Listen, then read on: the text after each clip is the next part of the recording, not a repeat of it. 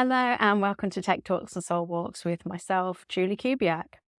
Now, in this Tech Talks episode, I'm going to be flying solo because I have a few questions that I've been asked by some of the listeners, and I'd just like to take some time out in today's episode to answer those questions. Strangely enough, the questions are about podcasts. How can people start podcasting? What do I use?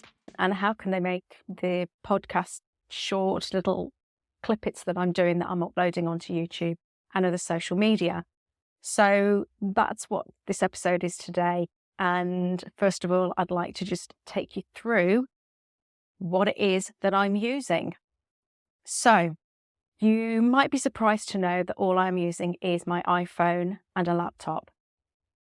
I am using a microphone for this episode only because I find that when I'm just doing a talking head video, the microphone does pick up a lot more. But when I'm doing the two-head podcasts where I'm interviewing somebody, I don't use the microphone. So, kit, first of all you need is your phone and possibly a laptop if you wanted to. Now, you can actually record a podcast just on your phone. It is just a video if you want to upload it onto the video sections of podcast players, or just the audio alone. And your phone will actually just split out the two parts of it. And even the podcast providers, the hosting companies, they will just only upload the audio anyway. So you don't really need to worry too much. So getting down to the basics of it. If you record your podcast on a phone or on a laptop, what do you do with that file? Well, with that file, you need a company called an RSS feed company. And there are some big ones out there. I can't really say which ones I would recommend apart from I use rss.com. Now, I go for one which is typically well known. It's been there for years, very well structured as a business. And rss.com just worked for me.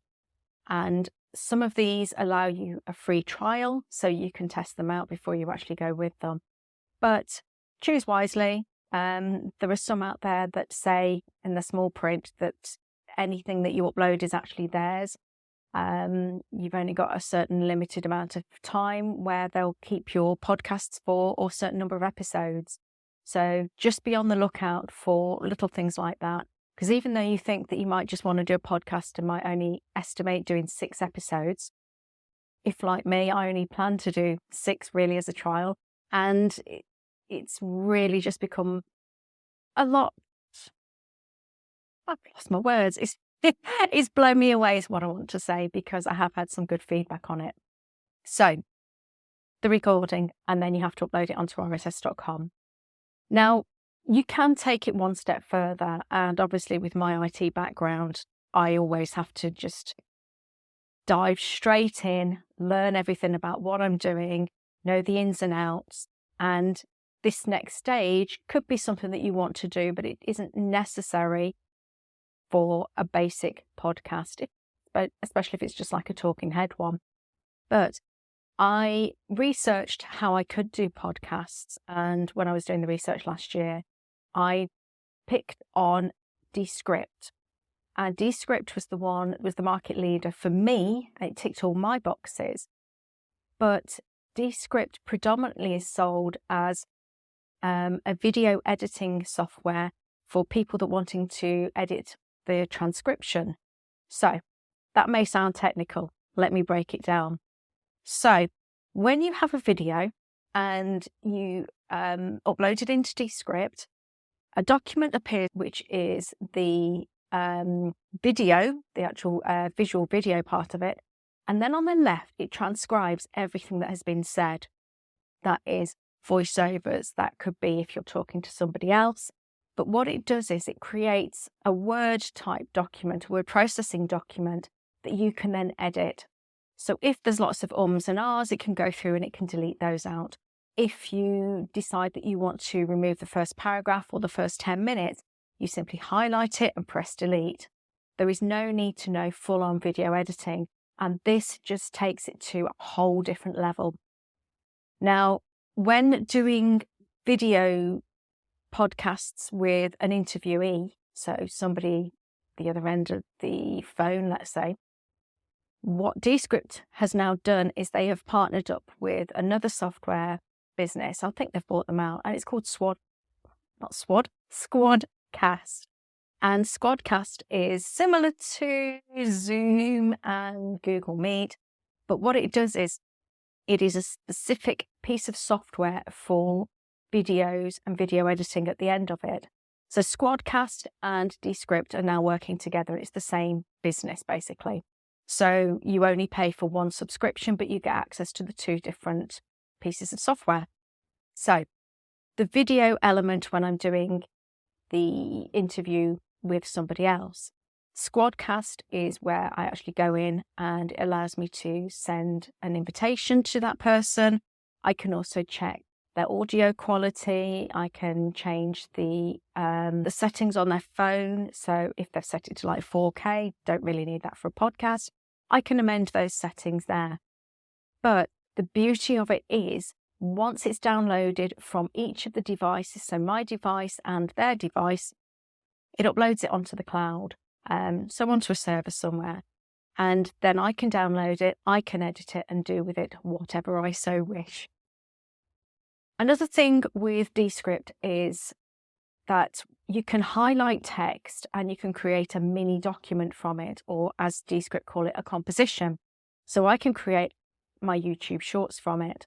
So when I go through the word processing side of it, I go down and I see a chunk of text that is in there that makes sense that I could make into just a short form piece of content, highlight it, create new composition, and there's my YouTube short that's already created.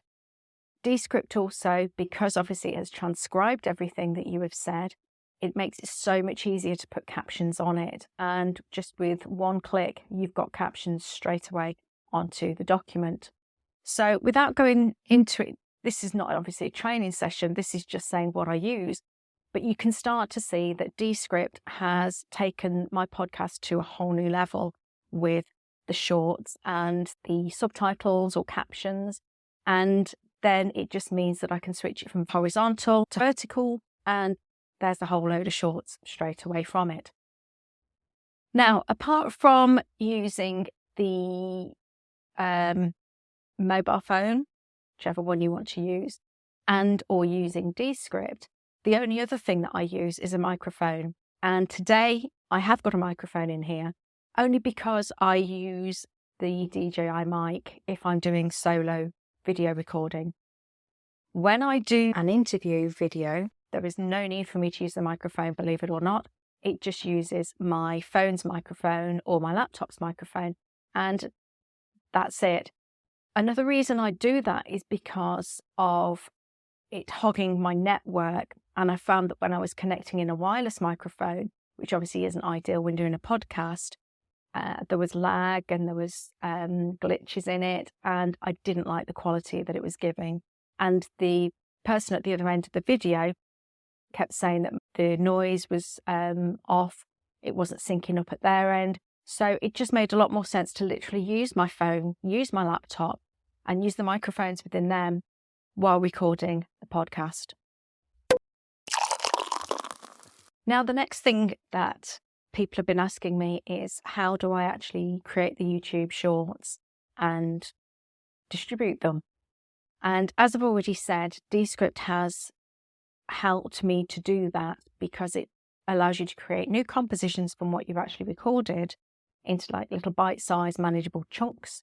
And once I've saved them, downloaded them onto my phone or my computer, I can then upload them onto anywhere. So I could upload them onto YouTube, I could upload it onto TikTok, I could even upload it onto Instagram and create a reel if I wanted to. So the beauty of it is that it is your piece of content. You can then brand it how you would want to, and then upload it, schedule it as and when you feel fit to do that.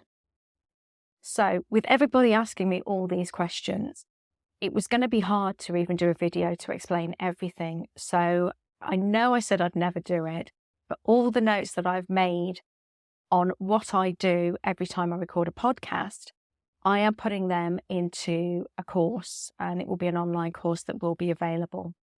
At the moment, I'm still just trying to get the layout of it right.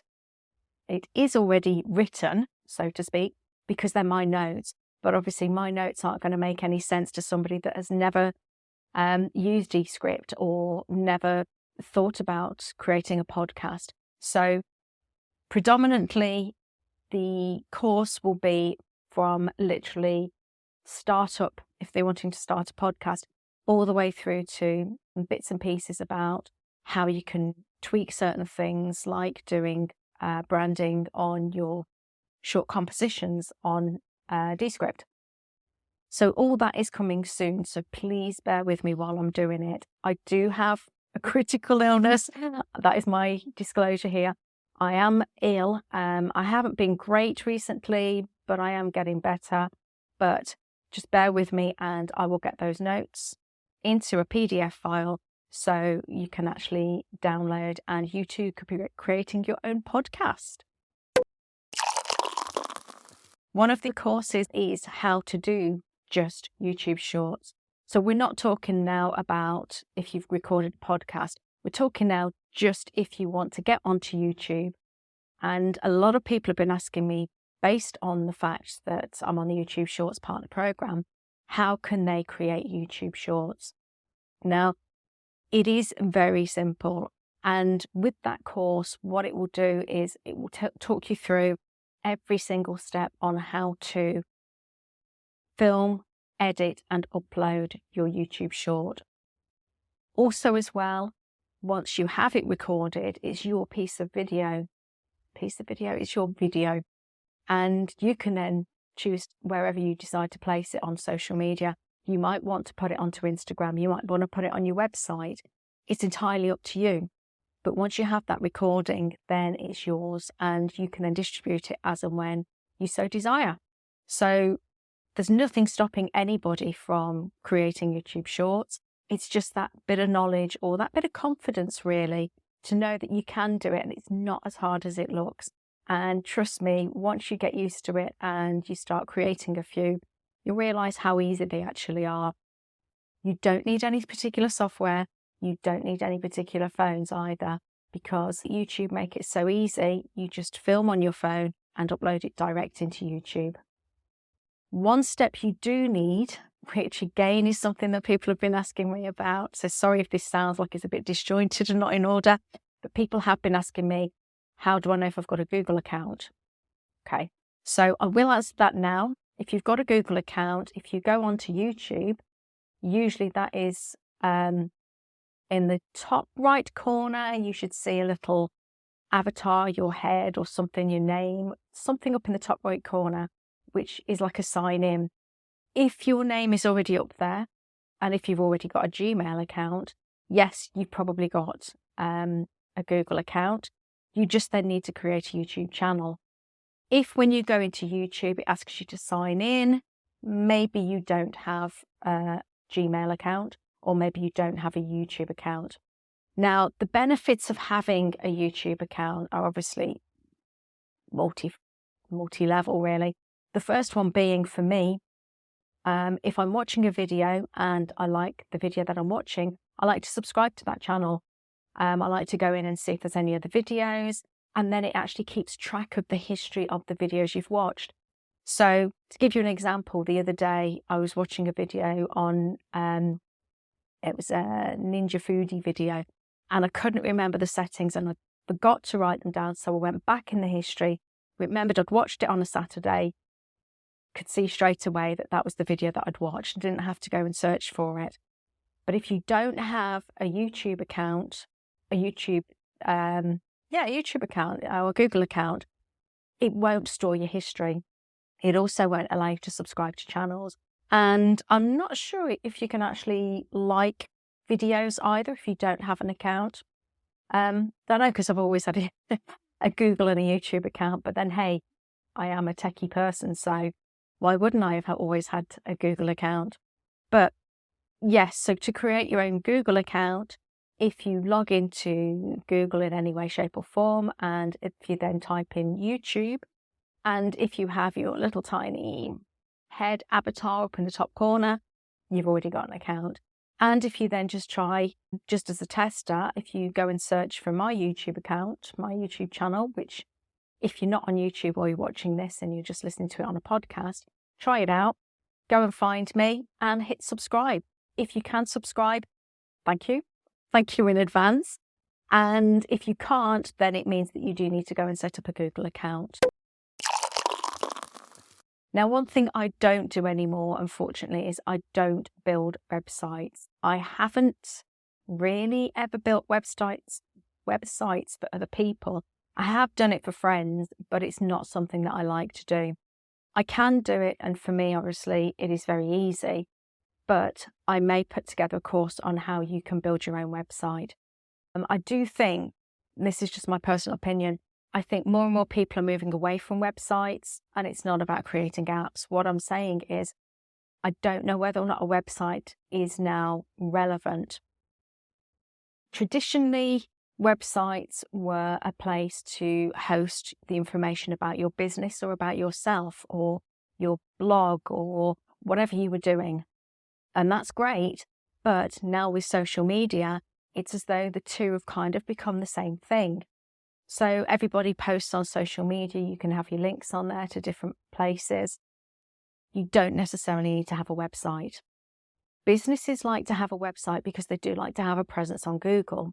And again, this is why you do need a Google account, because if you are a business and you want people to find you, you need to be on Google and be searchable. So because a business has a website, it gives them authority.